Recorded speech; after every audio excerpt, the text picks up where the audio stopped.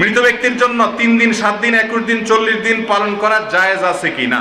মৃত ব্যক্তির জন্য 3 দিন 7 দিন 40 দিন 21 দিন এই জাতীয় যত দিনা অনুষ্ঠান আছে এগুলো একটাও ইসলামের নির্দেশ না। মনে রাখবেন, মৃত ব্যক্তিকে কেন্দ্র করে যত আনুষ্ঠানিকতা আমাদের দেশে হয়ে থাকে এর বেশিরভাগ আনুষ্ঠানিকতা আসছে আমাদের সাথে থাকা হিন্দু ধর্মাবলম্বী ভাইদের শ্রাদ্ধ থেকে। আপনি গুগলে গিয়ে শ্রাদ্ধ লিখে সার্চ দেন, ওনাদের ধর্মটা ওনারা পালন করুক, সেটা তাদের ব্যাপার, কিন্তু মুসলমান আপনি সেটা টেনে আনতে পারেন না। শ্রাদ্ধ মানেই হলো কোন মানুষের মৃত্যুর পর আত্মীয় স্বজনের লোককে খাওয়ানো।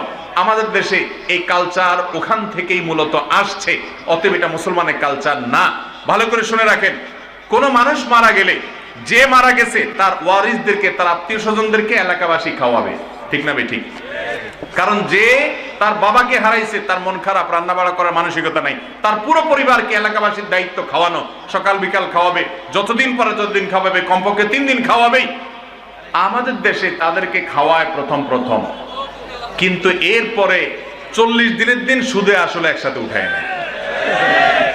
প্রথম একটু খাবার পাঠায় গামলায় করে, পাতিলে করে, এরপরে খাওয়ায় হলো 10 জন রে, এরপরে গরু জবাই করে পুরো এলাকা মানুষ তাদের কাছ থেকে খানা আদায় করে।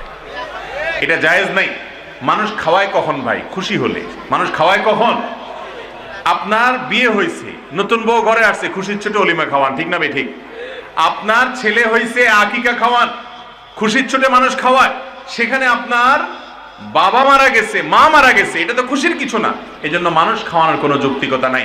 না খাওয়াইলে আবার এলাকাবাসী বলে কি মানুষ ছিল, কি ছেলে মেয়ে রেখে গেল যে একটু কারোর হাতও ধোয়াইলো না।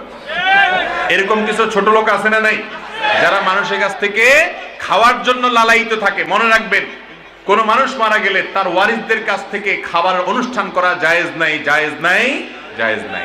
তিনি তার মা বাবার তরফ থেকে গরিব দুঃখীকে খাওয়াবেন, তার ব্যাপার, কোন দিন খাওয়াবেন না খাওয়াবেন, কিন্তু সমাজ ঠিক করে নিয়ে একরকম বাধ্য করা, সিস্টেম বানিয়ে ফেলা, এটা বিদআত, এবং এই বিদআত থেকে আমাদের সবাই বাঁচার চেষ্টা করতে হবে ইনশাআল্লাহ। এই বিদআতটা আমাদের দেশে পরিমাণে সবচেয়ে বেশি, কারণ এই বিদআত থেকে মুক্ত কোনো এলাকা